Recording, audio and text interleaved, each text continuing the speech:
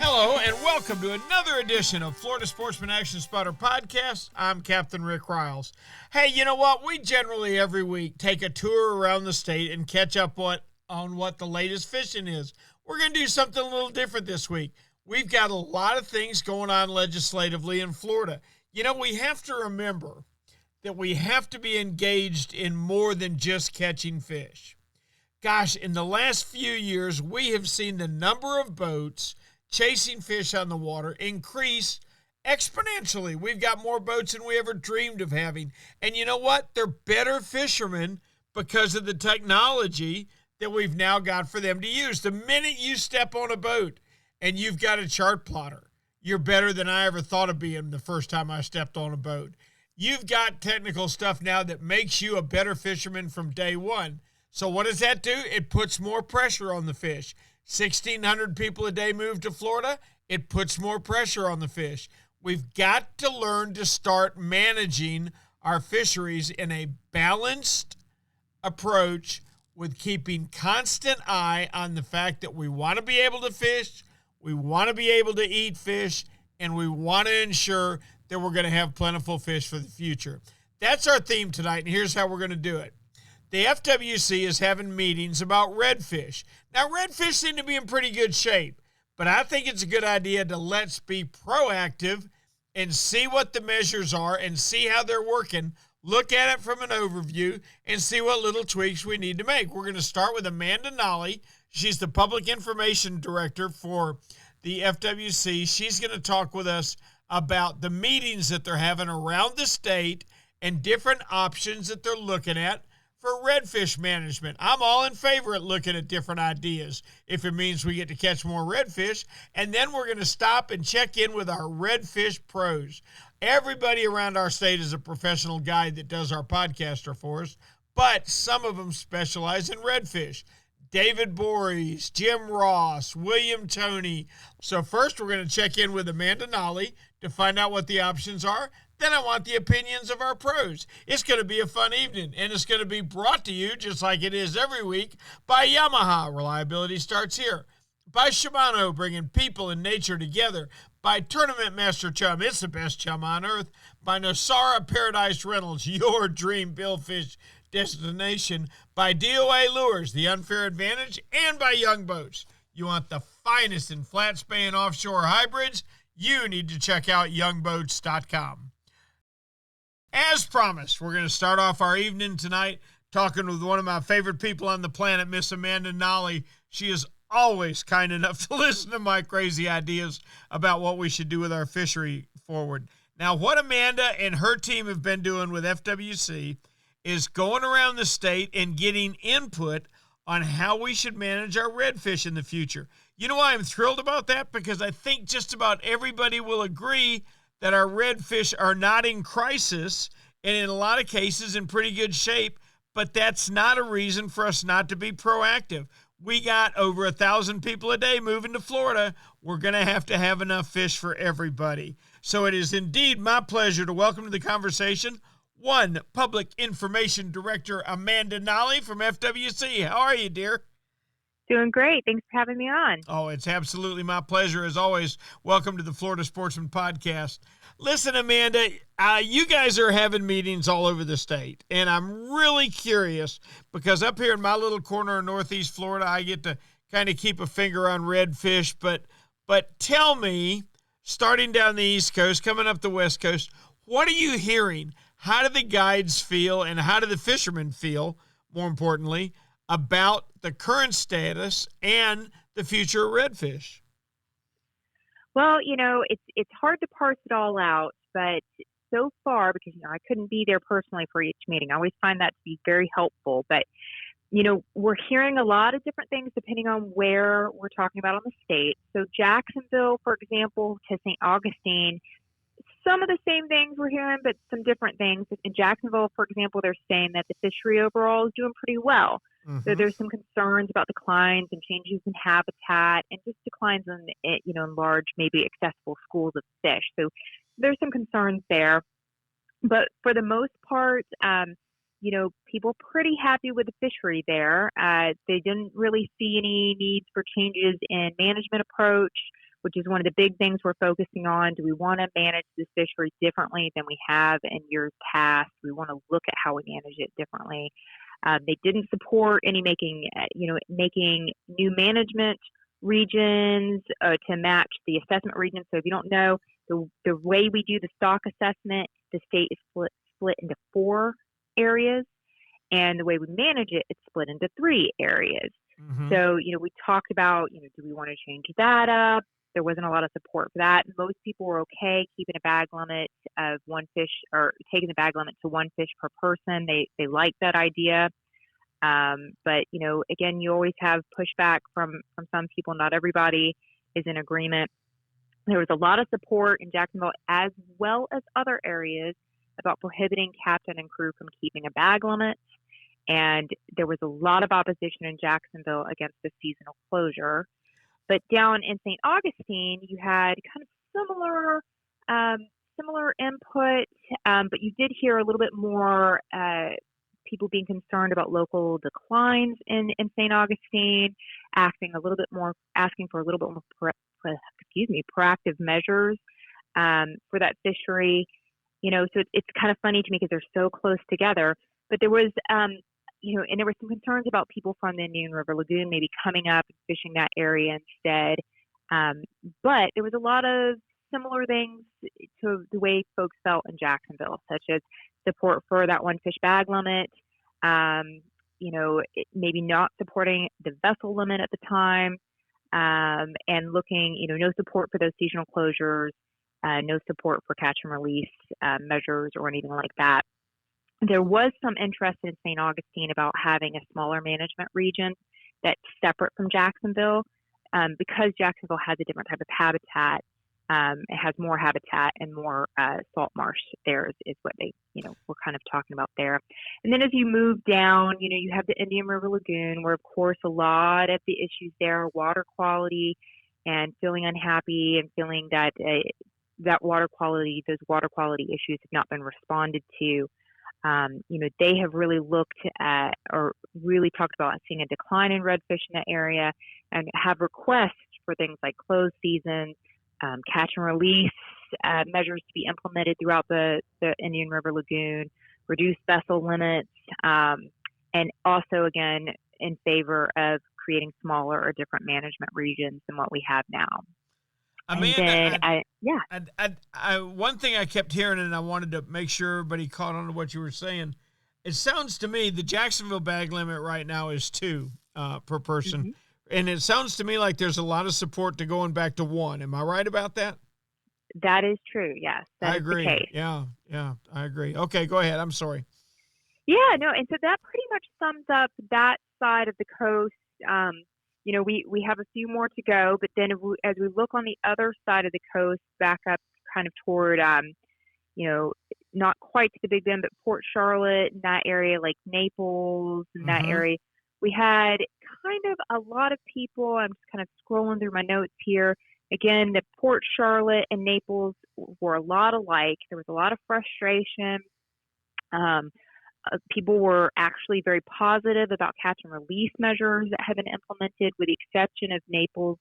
People on the far end of that catch and release area had some concerns about people coming up into the area or going beyond the area that was closed, and fishing really is where the concern is. But otherwise, there were a lot of people that were in favor of keeping those catch and release measures in those areas for longer. Other than that, there weren't many requests for other new regulations, but there were some support in those smaller management zones, taking a look at, how can we manage maybe Sarasota through Collier County, as one region, and maybe managing Tampa as its own region. And, that was kind of, and then of course people were also interested in how we manage it in the future, and taking a look at things like habitat, harmful algae blooms, and looking at that from a different management approach. We had a lot of interest in that from those areas.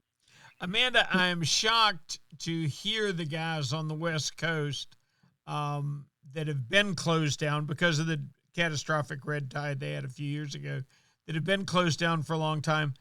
There's a number of guys down there wanting you to keep it closed, isn't it? I find that astounding because I'm going to tell you what, I want to keep my 18 to 27-inch redfish. There are, and it does, it's definitely interesting to see. And it's not everybody, though. Sometimes, while we have had a lot of people come to us and say, hey, we really want this to remain catch and release, we've had a lot of people come to us maybe that didn't come to these meetings that have said they wanted to see it open as well. So, it just really depends, and it depends on where you are. I think we hear a lot more about it reopening kind of in the Tampa area, but then further south of that, where they just keep getting slammed with red tides, you might hear a little bit more, kind of leaning toward keeping it closed. But that's not everybody. Our job is to just kind of take as many comments as we can and try to balance out, what people want and what the fishery needs, and that can be a struggle sometimes for sure.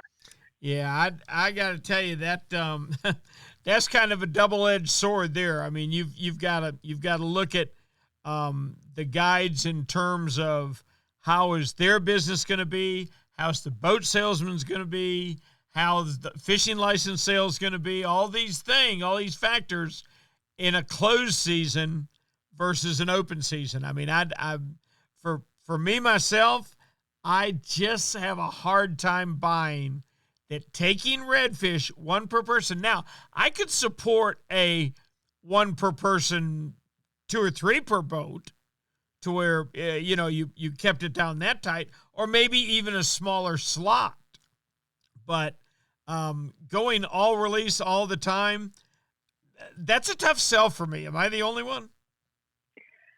I don't think you're the only one. We've definitely had people say very similar things. Matter of fact, going up to Steenhatchee and in the Big Bend region there, we didn't have a lot of people at that meeting, but it was one guide and one recreational angler in particular that were talking and kind of arguing the same point.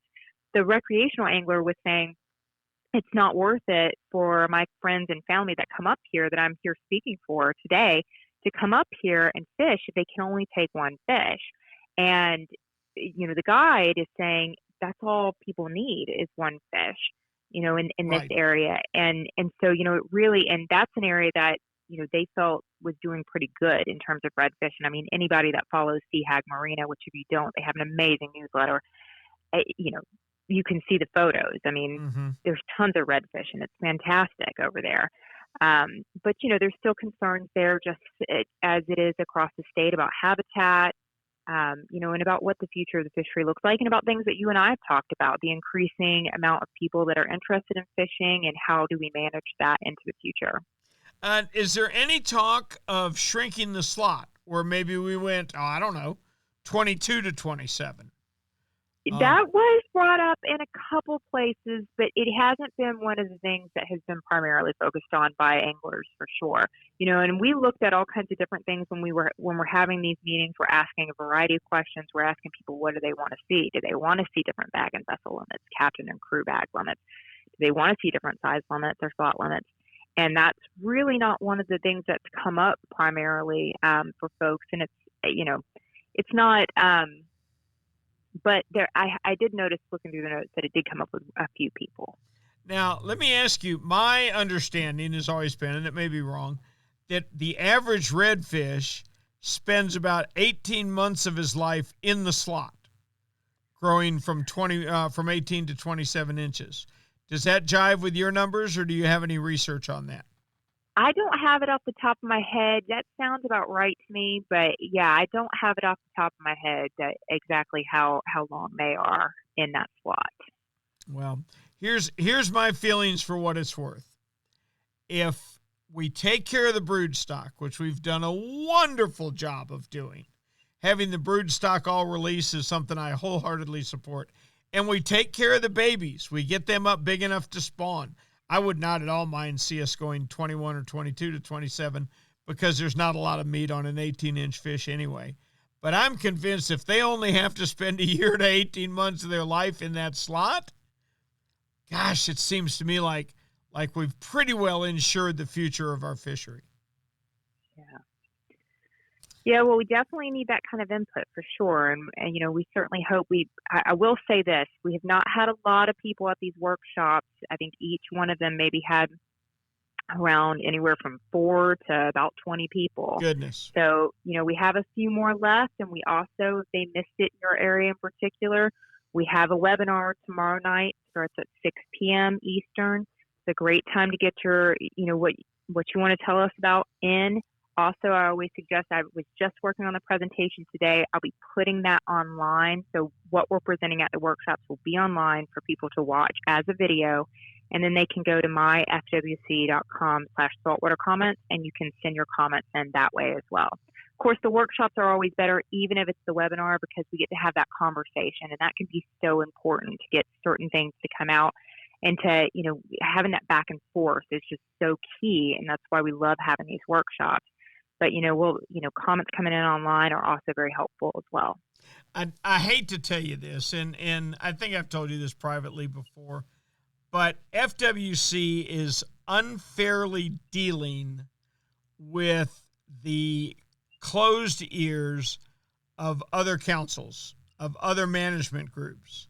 And there's a lot of us that were passionately involved in red snapper and trying to fix that, and passionately involved in gag grouper and some of these other fish that are not state controlled. I'm talking about in federal waters, and everything we said for years fell on deaf ears. So don't take it personal that the fishermen don't show up to the meetings like they used to.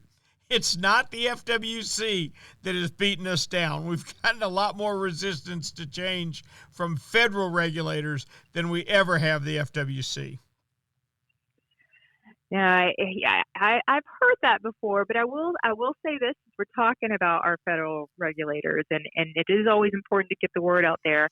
I do want to let folks know that in addition to our redfish workshops, there's some cobia workshops going on as well, both from the Gulf Council and the South Atlantic Council. There'll be one this week in Jacksonville at the Mudville Grill, October 21st at 6 p.m. And cobia is definitely something. I don't know if you've been over Alabama or Mississippi way. That last time I went fishing over that way, heard lots of people concerned about cobia and about what they're seeing for that fishery. So, Amanda, hopefully we can have that conversation going. Let me tell you something. You've got to listen to a very old man like me to learn that I promise you our cobia fishing is a tiny shadow of what it was earlier in my lifetime. I mean, an almost the best day you could ever have now, I would have never untied to leave the dock for when I was 30 years old.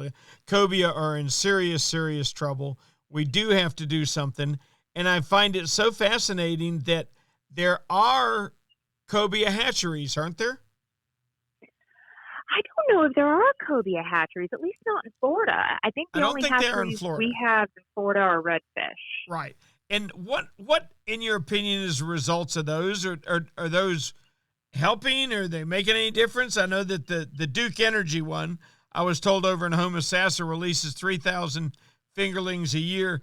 Do you think we ever see the result of that? Man, I would say the best person to talk to about that would be one of our folks over at our research institute. They really know how those hatcheries work very well. And it's unfortunate that it's not easy necessarily to create hatcheries for every fishery, but I know it's something that our commissioners are interested in, how hatcheries work and how helpful they are. But I don't know if I can speak to if they're really effective. I know we do it a lot for redfish though, and so I have a feeling we wouldn't do it for redfish if it wasn't doing something positive. Well, I tell you what, I love the shape. There's a few success stories in Florida, as worked up as I get about bad management. If you look at mullet, if you look at redfish, you are looking at such fantastic success stories. And I know there's a few areas we need to tweak it, but let's not throw the baby out with the bathwater. You guys are doing a fantastic job with redfish. Maybe you can get it a tiny bit better, but overall, what a great story it's been for the state of Florida. And Amanda, I can't thank you enough for keeping us posted as to how these meetings are going. Can we call you one more time when they're over and get an update on the last meetings? Absolutely. I would love it. Thanks so much, Amanda. Amanda Nalley, the Public Information Director from the FWC, and just a tremendous advocate for our fisheries. Woo, it's finally fall. And how many of us have been waiting for the magic of the mullet run to start, with literally miles of mullet moving along just about every area of Florida coastline? What you need to cash in on the tarpon, snook, reds, trout, and flounder that are feasting on the poor fingerlings is the perfect mullet imitation. Well, for my money, you can skip all the high-dollar made-in-China mullet imitators. For me and all our podcasters I've talked with, the perfect mullet imitation is made right here in Stuart, Florida. Of course, it's the D.O.A. Bait Busters. Mark Nichols, the owner and manufacturer of D.O.A. Lures, spent years designing different bait busters to swim shallow, medium, or deep. What makes Bait Buster so special? I think it's the tail. If your bait buster is moving, his tail is flapping. No predator can stand that tail wagging in his face. The D.O.A. Bait Buster, the perfect mullet run bait. Our thanks to Amanda Nalley for a great update as to how the meetings are going on redfish around the state. You know what? I like her outlook, but I want the word from the water. I want to know what the boots on the ground are seeing. And let's start in Redfish Central, Northeast Florida, with one Captain David Borries. David, you depend on him every day of your life. What are your redfish regulations going to look like?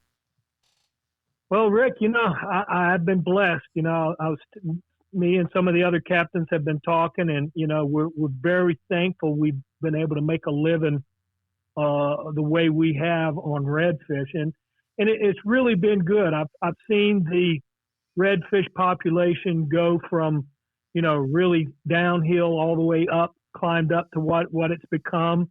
I feel like the population is steady. Has things changed? Absolutely, things have changed. We're seeing a lot of changes, mainly in population. We're seeing more boats out there, Rick. I mean, oh yeah, my God, 20 years ago we wouldn't have seen all the boats we see. We get out there on weekends and it's absolutely a zoo out there. But with that being said, I mean, I've asked myself, are these fish, are they hurting? Are they endangered? I don't feel like they are. I've had a successful week this week and caught lots of reds. And the thing I'm seeing that really makes me hopeful is I'm seeing a lot of small reds. I mean, I'm talking, 10, 12, 13-inch reds. And probably, I would say out of 40 or 50 reds that I catch, I'm going to say 3/4 of them are going to be underslot reds, under, 16 inches. Okay. And that's a good sign for the future. That's a good number. I mean, I'm talking a lot of small reds, which in 2 years, I mean, those are going to be reds that are going to be in the slot. One of the things I would like to see change is I wouldn't mind going back to the one fish per person limit here in Jacksonville. And but something that a lot of the captains that I've talked to are in agreement on is, and this is way out there, Rick. You ready for this one? I mean, I hope you're sitting down. I'm scared of this one. Go ahead. We would like to see somehow the pressure taken off of redfish. In what way can we do that? Well, a lot of us think if the red snapper season, if they had the red snapper were open, I think a lot of the pressure would be taken off of these fish. Oh, you're exactly right. Now we got closed flounder. We got very strict limits on trout. And then up here, it's non-existent snook. I mean, there are snook up here, but I mean, that's nothing you can depend on. So probably the number one and number two harvested fish this time of year are going to be your red and your black drum. You know what? That's a great point. Yeah. And that's it. Everything else is pretty much closed. So maybe if we opened up some other fish, we would see the pressure taken off of the redfish. David, we demand that our fisheries managers start thinking in terms of balance. Like you and I both know red snapper are way out of balance. They've taken over the reefs. The recent regulations passed on Goliath grouper are unquestionably the stupidest thing I've ever seen. Absolutely. I mean, it's almost a whole lot about nothing right there. I don't see anything happening there. It is so dumb, it is beyond belief. And you're right. We have to keep things in balance. Let me ask you a question. Is there any support, and somebody brought this up to me earlier today, is there any support to shortening the slot? Do you get enough meat off an 18, 19, and 20-inch fish to make it worth it? No. Don't. Nobody wants to do that. The slot, I think, is good. I mean, if anything, we have a huge population, and I've talked about this many a times, Rick. We've gone to where now we have a huge population of reds that are over the 27-inch mark, but they're not to the.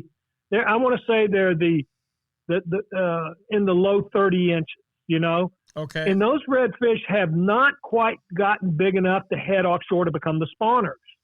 Okay. And those are those big redfish. You know, we're talking about something being out of balance.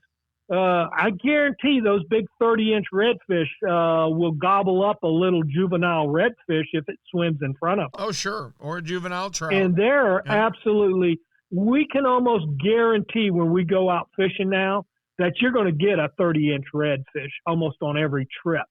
And a lot of the captains I have talked to, they're actually having a difficult time finding the fish in the slot. Okay. And, you know, and I'm not having that problem because, you know me, Rick, I move around a lot. I cover the water columns. I've heard stories where guys are saying that they're not seeing these huge schools up on the flats like we used to. And that is true. That is absolutely true. I can remember times where I've had people out on my boat and we would hook a redfish and literally the water around where we hooked that redfish would actually just explode where you would see 50, 60, possibly 70 redfish just take off. You know, I don't see that anymore. I really don't. David, let's not discount. It's just my opinion. Okay. Let's not discount the fact that the fish are evolving. They're learning. That's where I'm going, Rick. You know exactly where I'm going with this. I think a lot of these fish have moved off into deeper water. And now they don't come up in that shallow water like they used to. The mullet, we had a real good mullet run this year. We know that's a lot of the food source. We're seeing good shrimp right now. That's another good food source for these redfish. I'm really thinking with all the boat pressure that we've got now, a lot of these big schools that we thought are disappeared have actually just moved into deeper water because I'm having a lot of success, Rick, and you know it. You've been out there with me, and I'm talking to 10, 15, 20-foot depth, those drop-offs right along the intercoastal waterway. I wish I had that magic wand where I could look up and down that intercoastal waterway on those drop-offs and actually see how many redfish there are in those deep channels. Yep. I'm going to leave you with this. Our hero, Captain Fred Morrow, died believing that we had fished out all the creeks because he couldn't go up there anymore and throw his anchor over and shut his 70 horsepower motor down next to that oyster bar and still catch reds. And you and I know that we didn't kill those fish, David. No. Those fish learned about that motor and that anchor. And that's part of it. So I'm all right. I got one more question for you. Do we stay at one? Okay. Do we stay at two, or do we go to one? Let's go to one. Let's go to one. I mean, if that's, I would much rather see that than a seasonal closure. Oh yeah. I'm all against a seasonal closure for redfish, and if that is the case, then why would we be closing? I mean, if we'd probably want to close it during the spawn season, which is late August, September, October, and November. Those fall months. Right. That's when these big reds are in here spawning. a lot of captains go out and target these big reds in the St. Johns River during the spawn. None of those fish are killed. None of those fish are harvested. Right. Are they doing damage? We don't know that. They're talking about doing more research. Let's look into that. What's the mortality rate of those big fish they were releasing? I know we've had reports of big bull sharks in the St. Johns River, more of them. There's still a lot of questions, and I think I'd like to have answered before we go jump into all these closures and regulation changes and stuff like that.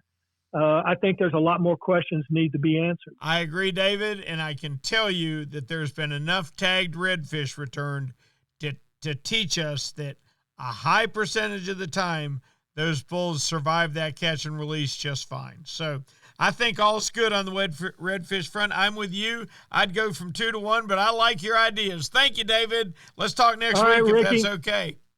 You know where I'll be, buddy. All right, buddy. You got it. We're going to head down the coast just a little ways and check in with one Captain Jim Ross. But before we do that, it's time for a word from Shimano. There's one thing just about all our podcasters have in common.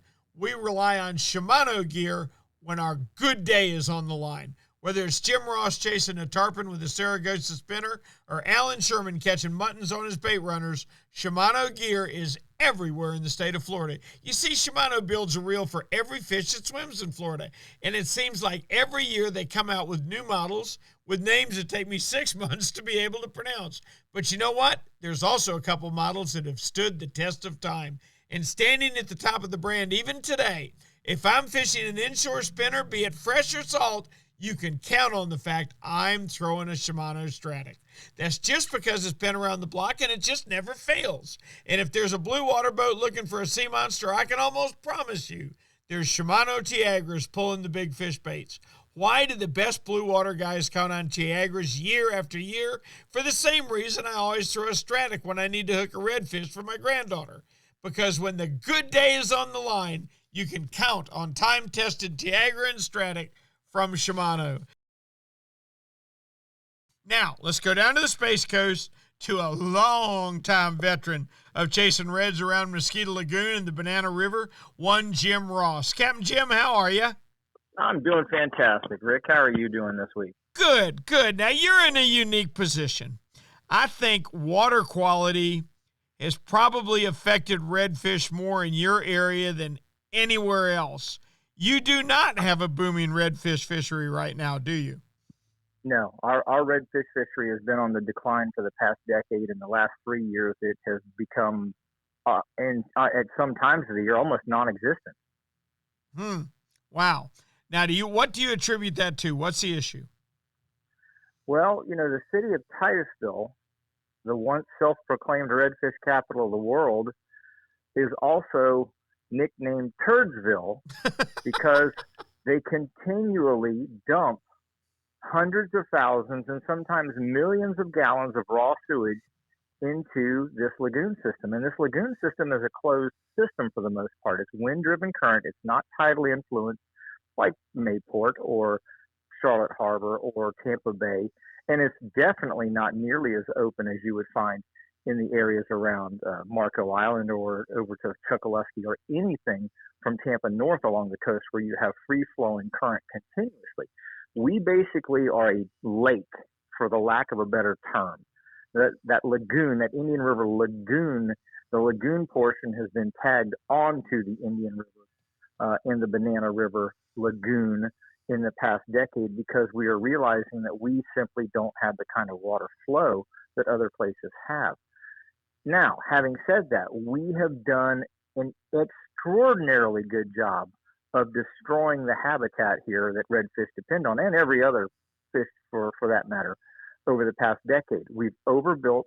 We haven't kept up with it with the utilities. That's why we're having the sewage dumps like Titusville. We've had sewage breaks in the pipes. Satellite Beach was notorious for that 4, 5, 6 years ago, just continuously breaking pipes, and they'd have to dig the pipes up, put new pipes in. Finally now, though, we are starting to see a turn. We're starting to see it this year is better. Now, we don't have the seagrass that we once had here. In fact, we have virtually no seagrass, hence the 300 plus manatees that died of starvation so far this year. And I imagine next year is going to be pretty bad too. However, the water quality itself is getting better because of those infrastructure issues we talked about. People fertilizing their lawns, and that lawn fertilizer then running into the lagoon systems and creating algae blooms, which in turn helps, kill the grass beds. So all of those things, education and money spent is starting to stem the decline we've seen.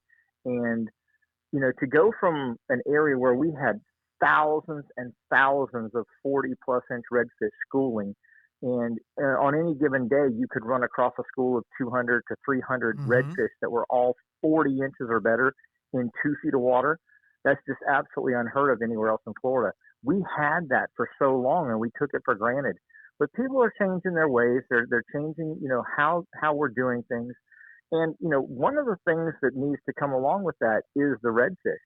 This year is the first year that we have seen juvenile redfish in the last 3 years show up in the lagoon system in any kind of numbers. That's a positive thing because we had a little better year last year and we've had a much better year this year. Those smaller fish, those 10, 12 inch fish are showing up in better numbers. And a lot of guys out there are going, oh man, I can't catch any redfish that are, aren't 12 inches. Well, you know what? I'm excited that we're catching 10 and 12 inch redfish because that tells me that they spawned and they are coming back.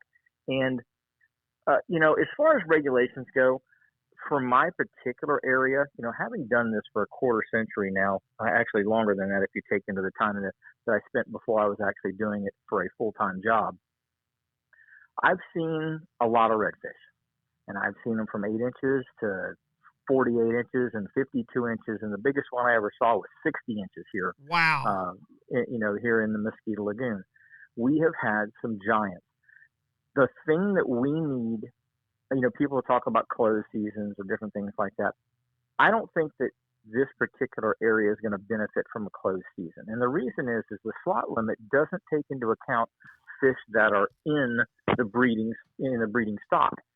27-inch fish very rarely. Now I have caught 26 and 27-inch fish, but they very rarely ever, make it into that brood stock cycle until they get to be about 28 or 29 inches. That's when you consistently see them starting to join in the spawning activities. Mm-hmm. So the size limit, if they were going to do anything, in my opinion, I would like to see them bump it from 18 to 20. Okay. If you want to leave the top end at 27, fine. If you wanted to drop it back to 25, just for those early maturers, if you will, that do join in at that 26 and 27 inch stage, you could give that a try. But I think the yield off an 18-inch fish isn't enough to really warrant killing that fish for 2 fillets. It isn't until they get to be about 20 inches that you start to see an actual decent yield off of a redfish here. We're hearing that a lot, Jim, that the slot could go up. Are you a proponent of 1 per person or 2? Here right now, I would definitely stick with 1 in my region. Okay.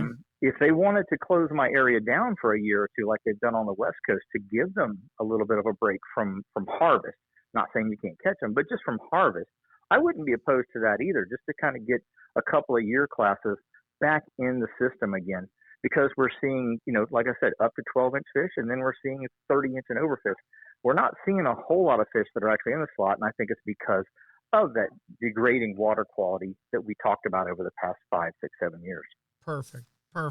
Jim, that's great. And obviously, they're not, unfortunately, having hearings on your water quality, but they certainly need to, because they ruined a fantastic fishery that you and I grew up with. Oh my gosh, I can remember just what you're talking about 20 years ago, and coming down there with you and enjoying the fantastic schools of reds that you could spot tailing from a mile away. And those were good times. And you're right, we took it for granted, and you're right that we ruined it with water quality. Now let's get the Roundup out of our yards and clean it up. I'm with you 100%. And clean it up.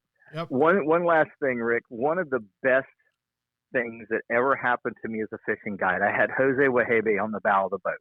Mm-hmm. And Jose had come up to catch big redfish. And Jose came and saw big redfish, and Jose thought that they were porpoises when he first saw them.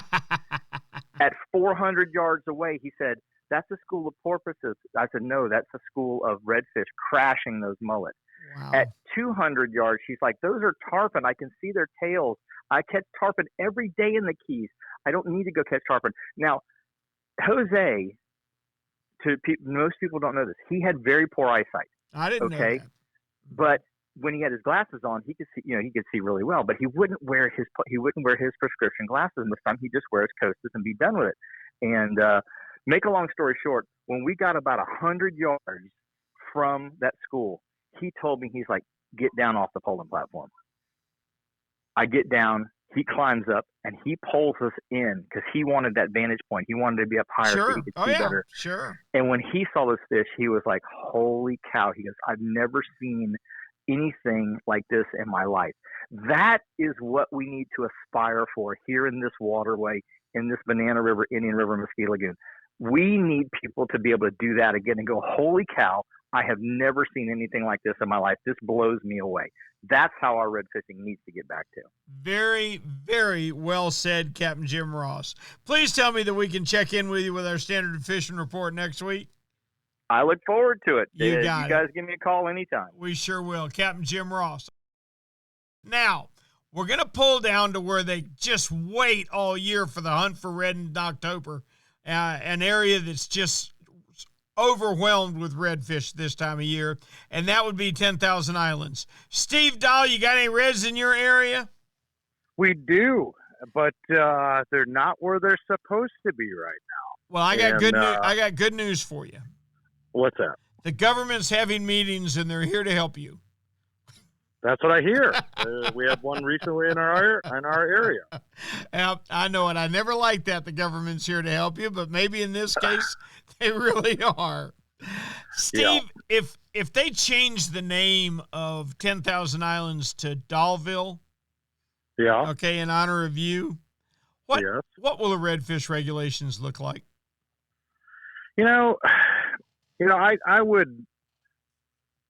We don't really have I would keep it, to be honest with you, right now. I'm a little leery. I think we need one more year to understand it.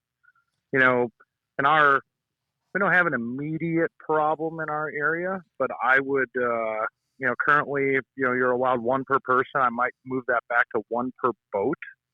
And the reason I say that is I think our population of fish is really good. I really do. But we're seeing, a lot of pressure from, an area just north of us that in our area in Southwest Florida, a lot of people use both the 10,000 Islands region and the region just to the north of us. And, a lot of people are coming down from Lee County and using the 10,000 Islands. We're a destination place, there's no doubt about that. But we have seen since the closure in 2018, up north, we've seen an influx of people coming down to our area, because you cannot keep redfish and you cannot keep snook in the region to the north of us, and they just opened up trout this past year. Now, let's bring everybody up to speed. That's because of the horrible red tide that you had, right? Yeah. Correct. And we had an impact too, just not as, severe as what Greg Stamper had up in his region. And, so I understand that. I was hoping that maybe we would have had, and just so everybody's clear, the dividing line in between those two regions, as it relates to redfish is Gordon's Pass, which is in downtown Naples. So anything south of that currently, you can keep a redfish. Anything north of that, leading into Pine Island, all the way up there, you cannot. And that's not too far. A lot of people live in Naples and drive to 10,000 Islands. We're kind of a uninhabited, area with some smaller communities down that way. And, it gets a lot of pressure from Naples. And those people also fish, the area, the regions to the north. And so if you have the choice, and that's on the menu and you want to keep some fish, that's putting a little bit undue pressure on 10,000 Islands right now. So, I think the slot limit's good. I think we're good in that regard. I'd like to see it maybe move back to one per boat as opposed to one per angler and kind of go from there. Okay, let me give you this scenario. They open it up north and south of you. Mm-hmm. All right. Are you happy with one per angler if it's just your people fishing and the people are not coming down from Naples and such to fish your area? In that scenario, would you be happy with one per person, or would you still rather have just one per boat? Yeah, I'd like to have one per boat. I really would. And I really would. And the one thing we haven't seen in a few years, and maybe it is red tide related, is we just haven't seen the puppy drum. We haven't seen those juvenile fish. And the fish that we have currently in our area that are staging kind of a little bit near shore waters, waiting for those cold fronts to come in, they're big. I mean, they're almost bull red size. You know, these are 30-inch class breeder size fish. So they're there, but we just haven't seen those year classes. And I think we might have missed a year class or two due to red tide. So I don't know. I'd like to see it maybe bounce out a little bit. I know in my heartest to heart's probably going to have probably one of the best redfish seasons we've ever had, but there's going to be a lot of overslot fish. Yep. And well, they're protected. They're going to be okay. Yeah. And so, you know, it's kind of a slippery slope, you know, and if, you know, I think it's a little too early for me to really make that assumption, but all the fish I'm seeing offshore right now, if those fish are in the mix, then yeah, we're probably overpopulated and maybe we need to, you know, open it up just a little bit. So I'm kind of on the fence right now, you know, and a lot of it's because Mother Nature hasn't brought those fish to where they're supposed to be this time of year. We should be in the heart of it, you know, for at least 2 weeks now, and we're not even started. Yeah, you know, but let's be fair though, Steve. We're 7 or 8, maybe up to 10 degrees warmer in the water this time of year than what we are traditionally. Right, that's what I'm saying. Yeah. These fish just haven't pushed in. You know, they're sitting offshore, waiting for the water, you know, to dip. We had a little bit of a cold front this week, but you know, it's short-lived. But we need 3 days for that. To get those things to the inshore anglers. And, you know, and that's the other thing, you know, this is where inshore anglers right now are all clamoring saying there's no redfish. Well, they're here. They're just not where they're supposed to be. And so that again kind of gives some, you know, undue, you know, the right information is not getting out there. Those fish are there. They're just not where they traditionally are every October, you know? And so now you've got the public, you know, talking at the FWC meeting, which by the way was, you know, very, very poorly attended for our area, which is, you know, if you have something to say, you know, go. Right. No, I agree.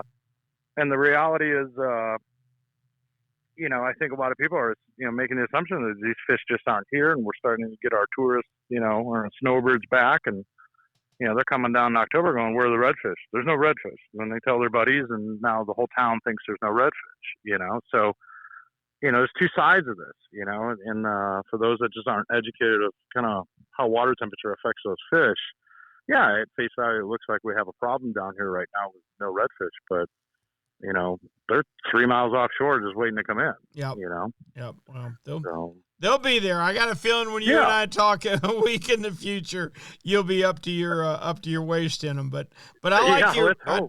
I tell you what, I've been astounded by the number of guys that, after years of all of us screaming, "Oh, you know, don't regulate our fish." I remember when saltwater fishing license was a radical idea that we'd never get. Oh, you're not going to make me pay $20 to fish in Florida. I'm an American. Yeah. You know, I can remember those days well. And now, is it us learning more? Is it evolution? I don't know what it is. But now I'm hearing a lot of guys like you that are saying, let's be cautious. Steve, I want to always be able to take a fish home for dinner. Yeah, but I'm with you. You know, I think we're doing a lot of right things, you know. But I think we're doing a lot of bad things too. You know, there's other species that you and I have talked about for quite some time that we're just failing. Sure. You know? Yep. You no know, doubt about that. But you know, as it relates to the redfish, you know, I think it's to, you know, kind of surmise the whole thing. I don't think we have enough information right now. You know, I want to see what this year class does, but my guess is we're probably going to have a lot of overslot fish, you know, once we get that cooler water. And then that tells me we probably got too many mature fish, and we probably need to open up some things, you know, or revise, you know, slot limits or, you know, things like that. But as it stands right now, I don't have that information. I'm just speculating. So I'm going to say keep it as is for now. I'm with you. Thank you, Cap. We appreciate it so much. Yeah, absolutely. We'll talk with you next week. Captain Steve Dall from down around the 10,000 Islands telling us that they got a lot of big redfish down there. They just haven't moved inshore yet. That's a weather factor and not so much a population factor. You know what Yamaha Outboards love? The genuine formula and consistency of Yamalu marine engine oils. Outboards are subjected to punishing conditions like high loads, salt, and humidity, a mix that automotive oils can't handle. Yamalu full synthetic and marine performance formulas are certified to protect against friction and corrosion for reliable performance every time. Find Yamalu marine oils at your nearest Yamaha Outboard dealer. Locate them at yamahaoutboards.com/dealers. Yamaha, reliability starts here. Hey, Raj, being consistent is the mark of a quality product. If you've been Florida's #1 chum for over 10 years, there's got to be a reason. For 10 years, Tournament Master Chum has lived up to its name. That's why more tournament pros insist on Tournament Master than any other chum. It's the only chum with menhaden milk mixed right in. That means it gets the scent out faster and deeper than any other brand of chum. It comes in a grind size for every species from kingfish to catching bait. Your fishing time is way too precious to use second-rate chum. Bring the action to you by insisting on Tournament Master Chum. It's worth every penny. When you're ready for the finest in custom-made flat spay or inshore-offshore hybrids, you are ready to meet the Young family in Inglis, Florida. For over 21 years, the Young family has built custom boats one at a time for every type of fishing. Nothing can sneak up on a flat quite like the Gulf Shore flats boats, and I've never fished a better hybrid than the Young 24s and 27s. Rob Young is a naval architect who takes tremendous pride in each and every build for each and every customer that wants their boat custom built exactly the way they want it. Is it time for you to move up? Are you ready to own the finest boat built? Then you need to visit the Young Boat facility in Inglis, Florida, or check them out online at youngboats.com. Now, one of the redfish areas that is so important to the fishermen of Florida is the West Central area. They depend on reds every day of the week, and one of the best guides that's ever fished out of there is Captain Ray Markham. He makes a living helping people catch redfish. Raymond, how are you? Better than I should be, I think. Well, we're all better than we should be. That's for darn sure. Raymond, I went to my 50th class reunion the other night. I think there's a bunch of old people there. I don't know what they were doing there. Well, I went to my 50th 3 years ago, and almost half of them were dead.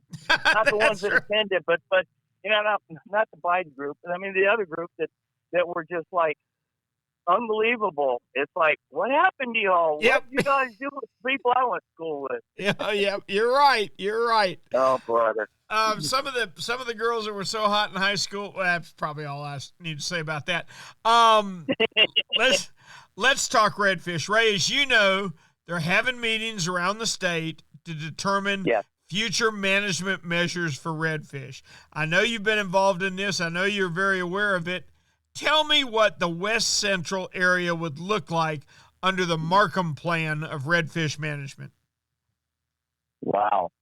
Well, to start with, I outlaw live bait, but that's only the Markham plan. Ooh, okay. But honestly, looking at it, first off, I think our slot limit is the bottom end of it is way too low.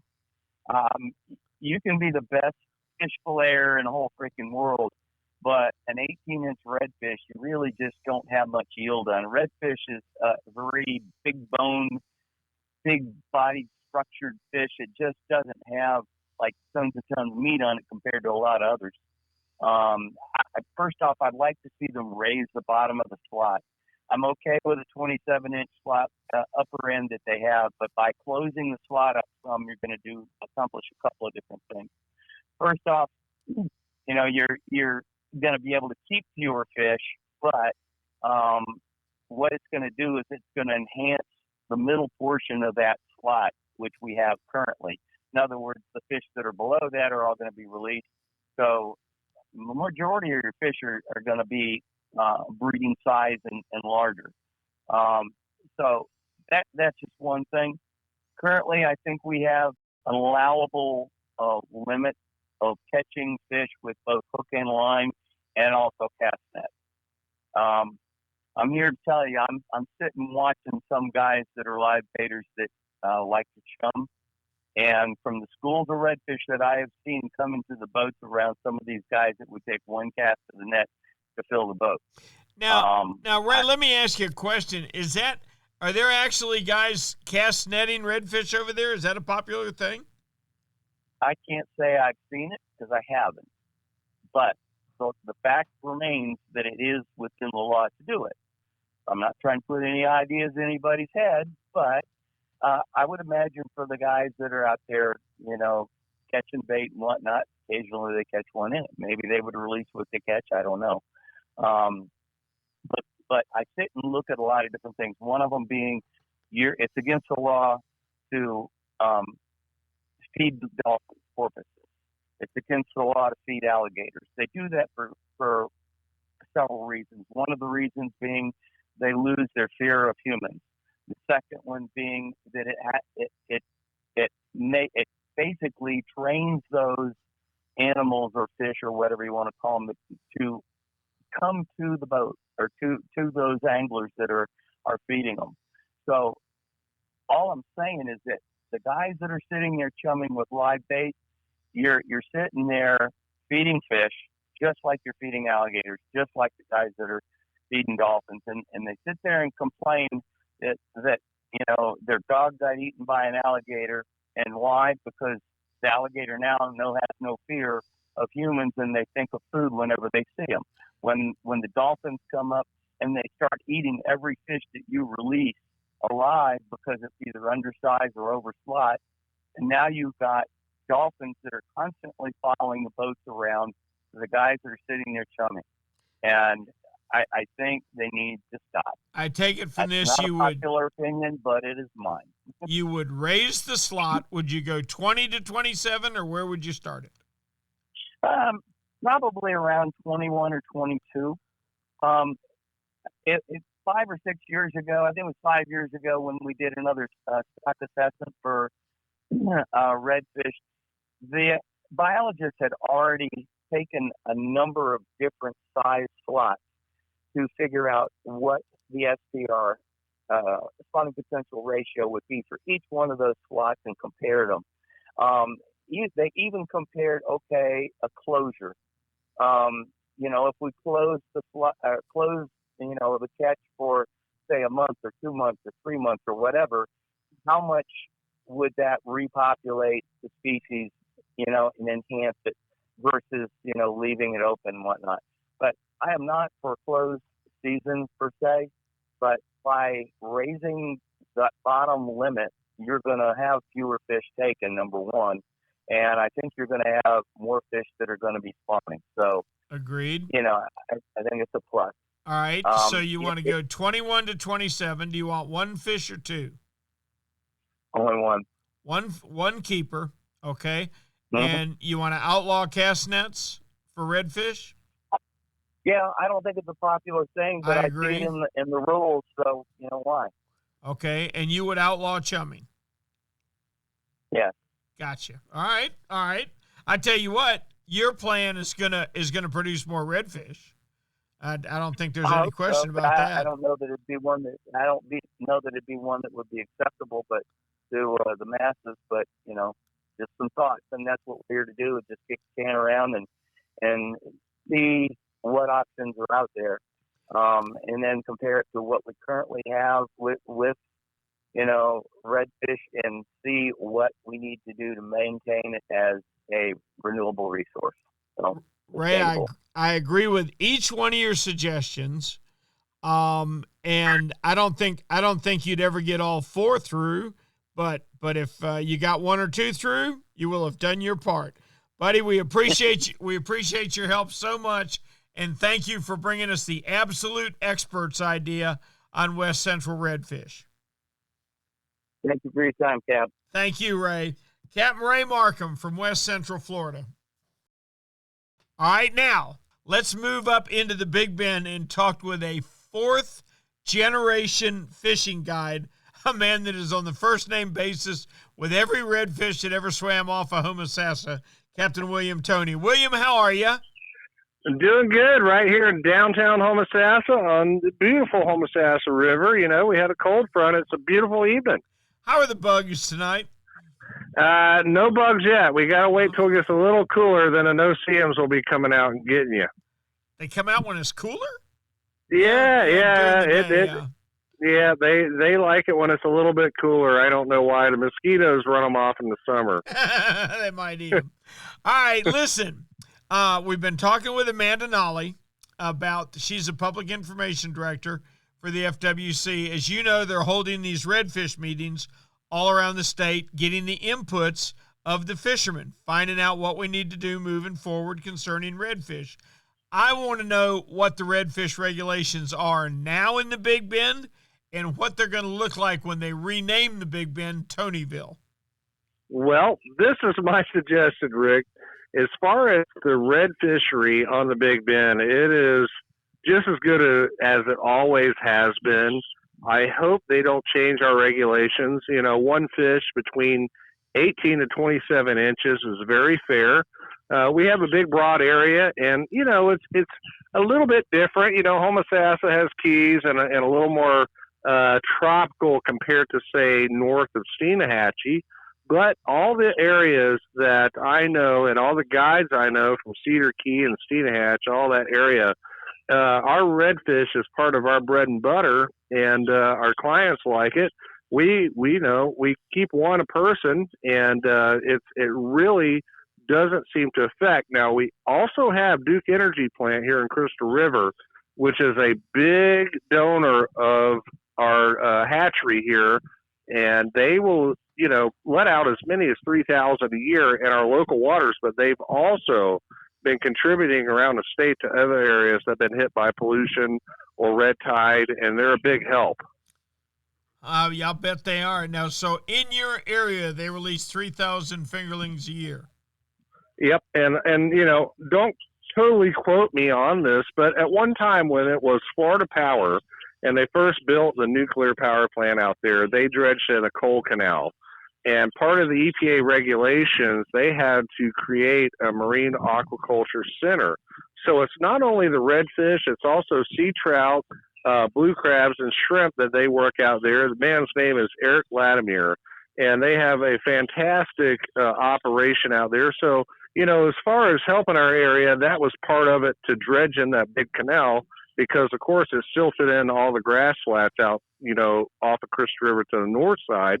And, you know, that's how they help put back what had happened. So we have a great red fishery, and it really helps with whatever they do put in.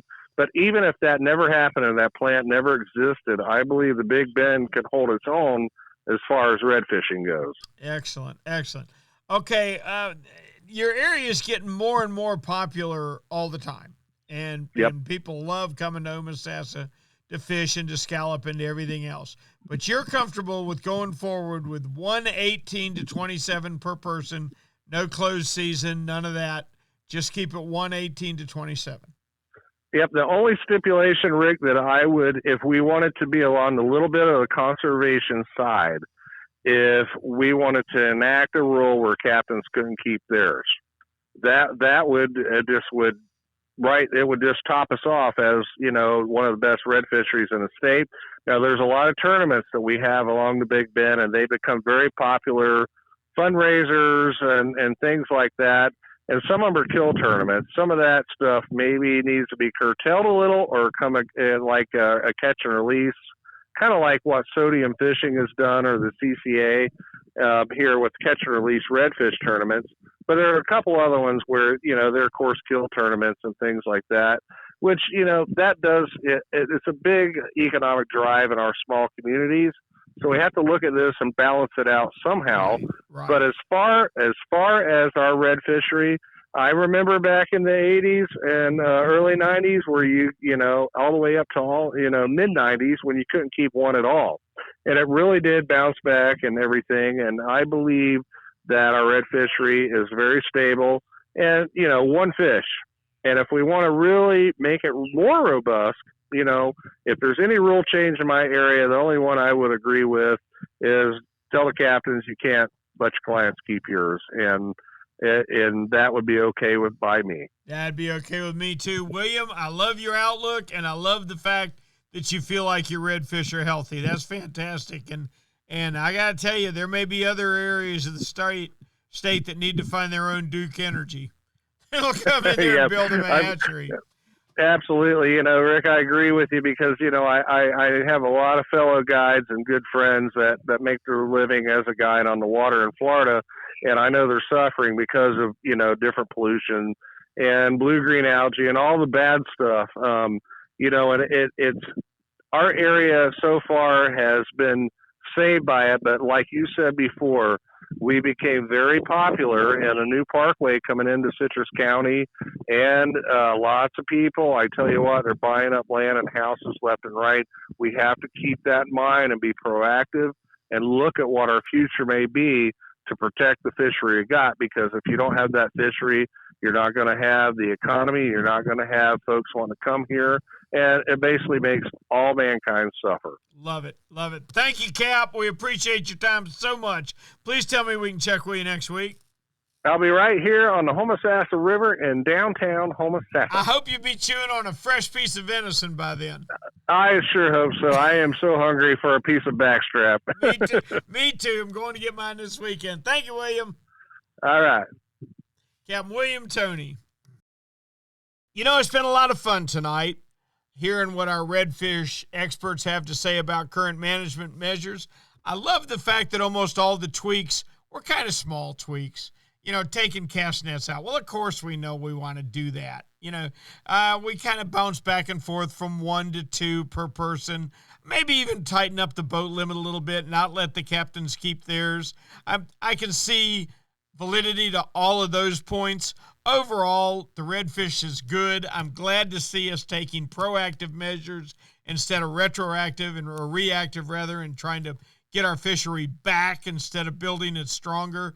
It's great to see it. But we wanted to take this week off from our normal Action Spotter reports because the hearings are going on, and we wanted to update everybody as to how it is. We are brought to you each and every week by Yamaha. Reliability starts here. By Shimano, bringing people and nature together. By Tournament Master Chum, the best chum on earth. By Nosara Paradise Rentals, your dream vacation. By D.O.A. Lures, the unfair advantage. And by Young Boats. You want the finest in flat span offshore hybrids? You need to check out youngboats.com. Until next week, for Florida Sportsman, I'm Captain Rick Riles, and we'll see you on the rip.